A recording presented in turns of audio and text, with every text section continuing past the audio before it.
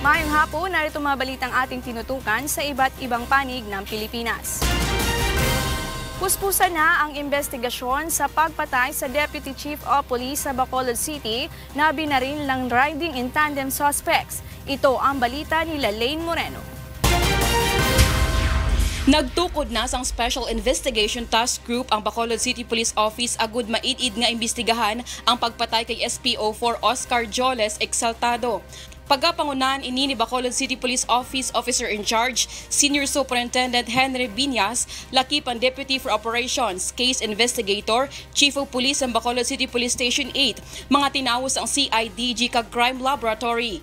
Si Exaltado ang Deputy Chief of Police ng Bacolod City Police Station 6 nga ginpatay sang riding in tandem suspect sang Sabado sang aga sa atubangan sang Jose Torres National High School, Barangay Singkang Airport, Bacolod City. Suno sa mga otoridad, pakato sa obra ang biktima sakay sa iya motor sang hinali lang inigintero sang duha ka suspect. Nakaangkon sang 5 kaigo sang pusil ang biktima nga gintunaan sang iya kamatayon. We need to create an SITG, so different units na para mabalaan nato ang matuod o kamatuoran sa pagpatay sa iya. Exaltado. Pila sa mga anggulo nga ginatanaw sa mga otoridad ang personal nga problema sa biktima. May kaangtanan sa obra kag pagkadawit sini sa operasyon sang illegal nga droga. Personal grudge about sa mga dealings niya with some other persons. Ang ikadua, ang relasyon sa trabaho niya as policeman, as deputy, and mga previous assignments niya. Then muna ang about sa illegal drugs. Sa subong may 5 ka persons of interest na ang mga pulis sa krimen. Ginsiguro naman sa PNP nga makabaton sang financial assistance ang pamilya sini, lakip na ang gasto sa pagpalubong. Lane Moreno, UNTV News and Rescue, Bacolod City. Iba't ibang ahensya ng pamahalaan mula sa Region 3 ang nakiisa sa Manila Bay Clean and Rehabilitation Project ng National Government. Ito ang balita ni Nestor Torres. Bilang pakikiisa sa Manila Bay Clean Up Rehabilitation Project ng pamahalaan, isang solidarity walk at clean up drive ang isinagawa kahapon ng iba't ibang ahensya ng pamahalaan sa Region 3. Kabilang dito ang Philippine National Police, Armed Forces of the Philippines, Bureau of Jail Management and Penology, Department of Education, Department of Environment and Natural Resources at Department of Interior and Local Government. Nilinis ng mga ito ang Obando River sa Bulacan upang masagip ito sa lumalalang polusyon patungong Manila Bay. Ang Obando, wala namang kasalanan. Galing sa itaas from the upstream, ang baba sa Obando. Lakat ng pagbaha, maduming polluted waters, nagtutungo sa Obando patungo sa isang malaking septic tank which is ang ating Manila Bay. Para po mapatupad o ma-enforce ang mga iba't ibang environmental laws, lalong-lalo na yung Clean Water Act, Solid Waste Management, at saka yung batas na rin doon sa na tumagabay o kaya nakakaalam doon sa mga informal settlers. Kalakihan po ng problema natin dito sa pagdudumi sa Manila Bay ay sanhi po ng mga informal settlers natin. Lalong-lalo pa doon sa malapit na po sa National Capital Region. Ay naman kay Aldwin Reyes ng DILG Region 3, 8 taon na rin ang nakalipas mula nang ibaba ang Manila Bay Rehabilitation Project, subalit sa halip na masolusyonan ay lalo pa itong lumala. Sa background, noong 2011 pa po nag-start yung project. However, yung gravity po talaga ng problema ay napakalaki na po talaga. And even with our efforts, since 2011 hanggang ngayon, ganito pa rin po ilagay. It means na ngayon, nagkaroon ng launching, talagang strengthened kumbaga yung gagawin natin. Nadismaya naman ang mga nakiisa sa clean up drive sa nahakot na sako-sakong basura na karamihan ay plastic at styrofoam. Siguro nakikita naman natin sa tubig, wala nang nabubuhay na isda dito na di na kayang mabuhay sa ganitong kaduming tubig. Medyo delikado rin sa sa mga kasamahan natin in case na magkaroon ng sugat during sa paglilinis. Kasi dapat meron tayong disiplina bawat isa. dapat yung mga basura natin, ilagay natin sa isang sako o kaya sa mga para po maging malinis yung paligiran po natin. Dahil po sa mga tao, kaya po tayo wala tuloy ngayon mga isda. Malaki naman ang porsyento ng basura sa Manila Bay ay galing sa bayan ng Marilao, Bukawi at Maykawayan City, nakabilang sa 30 pinakamaruming ilog sa buong mundo. Nestor Torres, UNTV News and Rescue, Bulacan.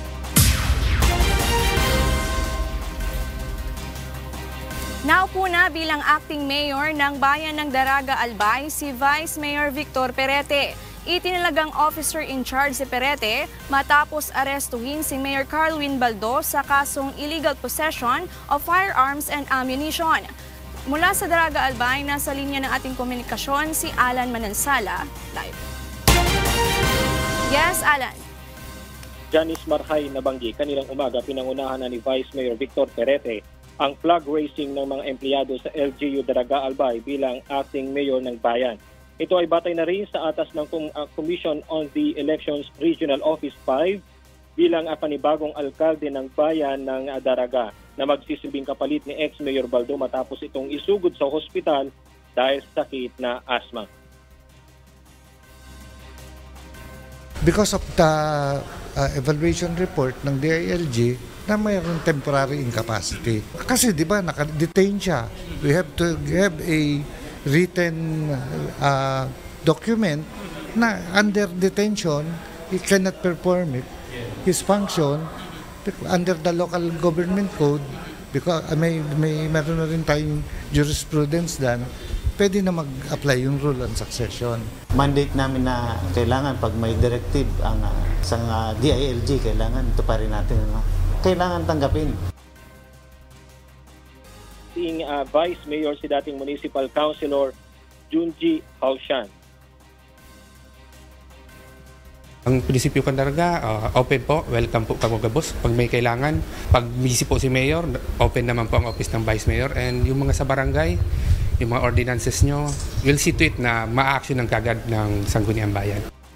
Ipinaliwanag naman ni Atty. Romeo Serrano ng COMELEC na ang ipinalabas na memorandum ni ex-Mayor Baldo na pagkakaluklok kay Municipal Councilor Joey Marciliana ay balido subalit hindi pumasa sa kategorya ng COMELEC kung kaya't hindi si Marciliana ang acting mayor ng Daraga. Kasabay ng pagluklok kay Perete, bumuo na rin ang Commission on the Election 5 ng Special Task Force na magbabantay sa magiging liderato ni Perete mula sa mga empleyado ng munisipyo hanggang sa pagpapalakad nito. Ang Special Task Force ay binubuo ng Department of Interior and Local Government o DILG Albay, Philippine National Police, Criminal Investigation and Detection Group o CIDG, AFP at ng COMELEC. May authority to look into, to monitor the administrative activities of the local government, including the disbursement ng public funds, ng movement ng personnel, no? And also to oversee itong law enforcement agencies. Hanggang ngayon, nasa pangangalaga pa rin ng University of Santo Tomas Hospital si Baldo matapos atake ng asthma at paninikip ng dibdib dahil sa pagsisindi ng katol ng isang inmate. Si Baldo ay inaresto matapos makuhanan ng mga undocumented firearms sa kanilang bahay sa barangay Tagas, Daraga Albay noong nakaraang linggo. Yan mo ang latest live mula dito sa Daraga Albay. Janice Marhay nabanggi. Maraming salamat, Alan Manansala. At yan ang ating mga balitang Prondi. Ako si Janice Inhente. Maayong gabi.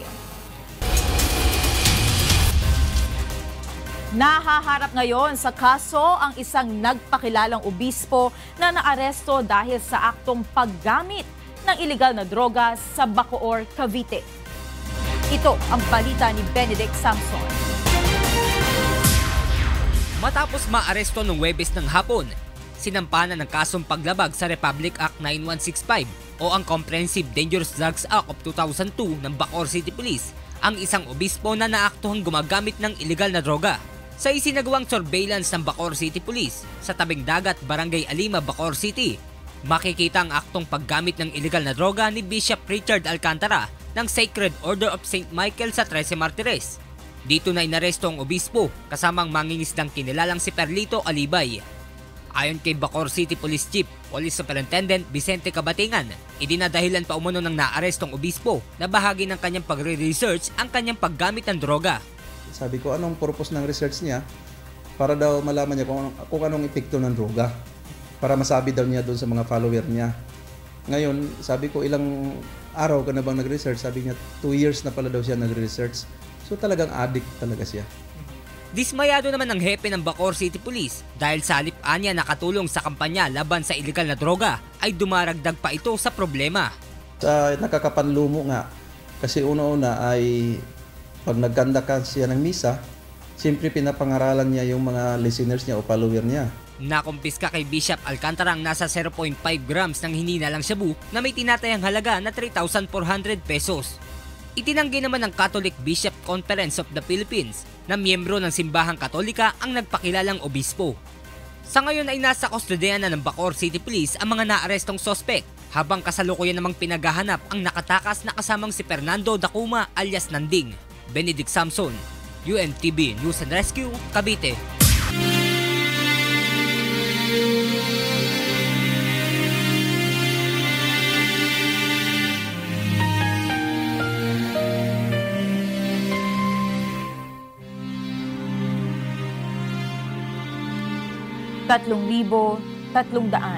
at 53 araw o mahigit 9 na taon na po ang nakalipas mula na maganap ang malagim na Maguindanao Massacre.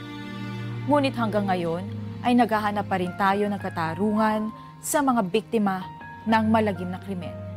At sa tila madilim na hinaharap ng kaso, hindi po bibitiw ang UNTV sa labang ito hanggang makamit ang katarungan hindi lamang para sa aming 4 na kasamahan, kundi sa lahat ng mga biktima ng karumal-dumal na pamamaslang. And for the news abroad, a gas leak led to an explosion in The Hague that injured 9 people when part of their 3-story apartment building collapsed, the Dutch city's fire department said on Sunday. In a statement, The Hague Fire Department said 7 people had been taken to nearby hospitals. Dutch broadcaster NOS said 1 person remained stuck under the rubble but was alive. NOS also reported that the fire department established contact with the victim, but the rescue operation was complicated by the instability of the building.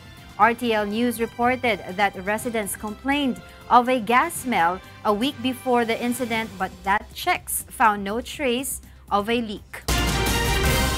Brazilian rescue crews returned to mud-covered flats Sunday to resume their search for hundreds of people missing in the wake of a dam collapse after the operation was suspended for several hours over fears that a second dam was at risk of breach. Bianca Quijano reports. Brazilian rescuers on Sunday, January 27th, soldiered on in the search for hundreds of people missing after a breached mining dam triggered a deadly mudslide. But hopes of finding survivors dimmed more than 2 days after the disaster. Search efforts were paralyzed for much of the day on fears another dam could give way in the Vale SA iron ore mining complex in the state of Minas Gerais. The collapsed dam at Vale Escorrego do Feijão mine buried mining facilities and nearby homes in the town of Brumadinho and killed at least 58 people. Firefighters spent Sunday morning evacuating thousands from their homes before resuming search and rescue efforts in the afternoon, once civil defense authorities ruled out the risk of another dam burst and called off the evacuation. Nearly 300 people were still missing, with a list of those unaccounted for being constantly updated. Most of the missing are presumed dead, officials said. The confirmed death toll rose to 37 by Sunday morning, according to the fire department. The cause of the dam burst remained unclear. Recent inspections did not indicate any problems, according to the German firm that conducted the inspection. Bianca Quijano, UNTV News and Rescue. A fire broke out in Cape Town's Lion's Head Mountain on Sunday, January 27 evening. Videos uploaded to social media showed the fire blazing through the mountain, smoke clouds rising, and helicopters carrying water towards the site. Local media reported authorities informed residents that evacuations are not yet necessary. In other news, Israel approved exports of Israeli-grown medical cannabis to the booming worldwide legal market on Sunday in news that Israel's pioneering cannabis producers have long awaited. Stephanie C. has the story. Israel's cabinet approved on Sunday a law to allow exports of medical cannabis in a move expected to boost state revenues and the agriculture sector, and which frustrates critics who fear it could lead to more recreational use of the drug. The bill, backed last month by Parliament, allows companies approved by the health regulator and police like Pharmacan, an Israeli medical cannabis company in northern Israel, to export medical cannabis to countries that permit its use. Israeli media said exports could start in as little as 9 months. Some lawmakers had tried to block the legislation, fearing more cultivation could push more drugs onto the streets at home. Israeli companies benefiting from a favorable climate and expertise in medical and agricultural technologies are among the world's biggest producers of medical cannabis. The government estimates exports could raise tax revenue by 1 billion shekels. At the same time, the bill imposes tough regulations on exporters and threatens jail terms and hefty fines for violations. Shai Babad, Israeli Finance Ministry Director General, said Israeli technology in medical cannabis significantly improves the lives of millions of people who use it as a permanent remedy. 8 companies cultivate cannabis in Israel, many of which have opened farms abroad to get into the international market. Dozens of business owners have requested government authorization to export. After jumping on Thursday ahead of the vote, most shares of cannabis producers were down on Sunday in Tel Aviv. Stephanie C., UNTV News and Rescue. The 10 crossbreed racing pigs at Zhangjiakou Green Island Holiday Farm are only around 3 months old, but they are already approaching retirement. Soon they will be no longer able to fit through the obstacle course in the farm. Kat Domaraos reports. On a chilly, windy, and dusty day and in front of only a handful of visitors, they were put through their paces by several farm workers for one of the last training sessions ahead of their last racing hurrah. That will be during the Chinese New Year, when the farm plans to hold an array of races and other pig-themed events. Zhangjiakou Green Island Holiday Farm, whose pig tracks form just part of its animal park, said it has been racing pigs since March last year. Races are put on whenever there are enough visitors to justify it. In busy months, that can mean many times a day, every day. The farm told Reuters a normal race is just 1 lap long, then the pigs are allowed a 10-minute break before racing again. Up until now, results have not been recorded, but Deputy Director of the farm, Shu Litao, said that will change soon.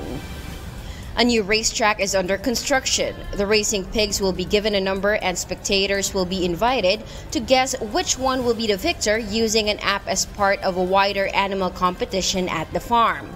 By guessing correctly, spectators will be able to gain points which they can use to buy products, including organic and free-range produce from the farm. Once the 10 crossbreed pigs stop racing, the farm said they will return to their free-range farm and be replaced by a similar number of new racing piglets. The piglets, mainly a local breed, at around a month old, are still tiny and being bottle-fed milk. But head of the farm's animal park and chief pig racing trainer Lee Hai said they have already started training and will be racing soon. Kat Dumaraos, UNTV News and Rescue. Tuwing huling Lunes ng buwan ng Enero ay ipinagdiriwang ang National Bible Day at nakais dito ang ilang non-governmental organizations na nagsusulong ng pagbabasa ng Biblia. Ito ang balita ni Monokson. Nakibahagi sa National Bible Day ang ilang organisasyon na nagsusulong ng pagbabasa ng Biblia. Sa mga pamantasan, isa ang Bible Reader Society o Bread Society sa mga organisasyon na nagsusulong ng Bible reading. Iba't ibang activities ang ginagawa ng Bread Society upang patunayan sa mga estudyante na hindi baduy at boring ang pagbabasa ng Biblia. Kahapon, idinaos ng BRED ang Bible Festival bilang bahagi ng pagdiriwang ng National Bible Month at maraming kabataan ang nakiisa dito. Sinasamahan po namin yan ng mga fun activities, ng mga sports-oriented activities na marirealize ng mga tao na meron din palang ganong sinasabi sa Bible na profitable din pala yung magsasanay ka ng katawan at the same time lalo na yung spiritual exercise na sinasabi. Ayon kay Michael na isang graduating engineering student, malaki ang naitutulong sa kanya ng pagbabasa ng Biblia. Bilang engineering student din po, parang sa sobrang hirap niya, kailangan po ng something na parang makakapagpa-uplift sa sarili mo. Sa halimbawa po, nahihirapan po ako na sa isang subject, tas parang hindi ko po alam kung anong gagawin ko. So yun po, minsan po, babasa lang po ako ng Bible, tas biglang nakaka-uplift po siya ng... Malaking tulong naman para kay Eugene ang pagkakaroon ng mga mobile Bible apps dahil kahit sa cellphone ay nakapagbabasa siya ng Biblia.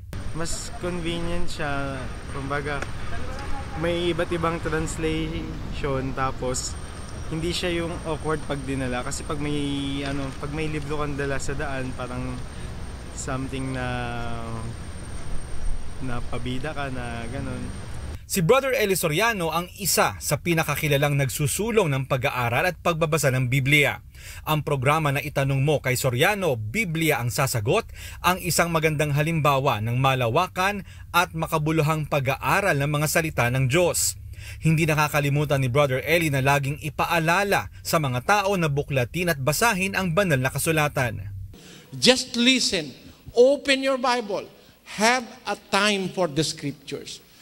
By having time for the scriptures, by reading something like 20 or 15 minutes before you sleep, you will be communicating with the Creator of your life and the universe itself. You will be establishing a line of communication between yourself and God. Ang Biblia ang best-selling book of all times na nasalin sa pinakamaraming wika sa buong mundo. Mon Hocson, UNTV News and Rescue, Quezon City.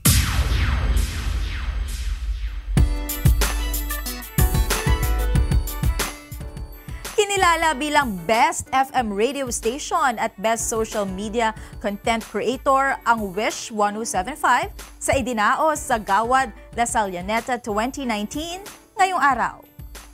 Mula sa Malabon City, nagbabalik si Mon Hocson live. Mon? Yes, Monica. Sa ikalawang pagkakataon ay nakatanggap nga muli ng parangal ang Wish FM sa Gawad Lasal Llaneta. Best FM Station at Best Social Media Content Creator ang natanggap ng Wish FM sa Lasal Araneta. Nakuha ng Wish FM ang Best Social Media Award sa kauna-unahang Gawad Lasal Llaneta noong 2017. At ngayong taon, nadagdagan ang parangal ng Wish FM bilang Best FM Station at Best Social Media Award.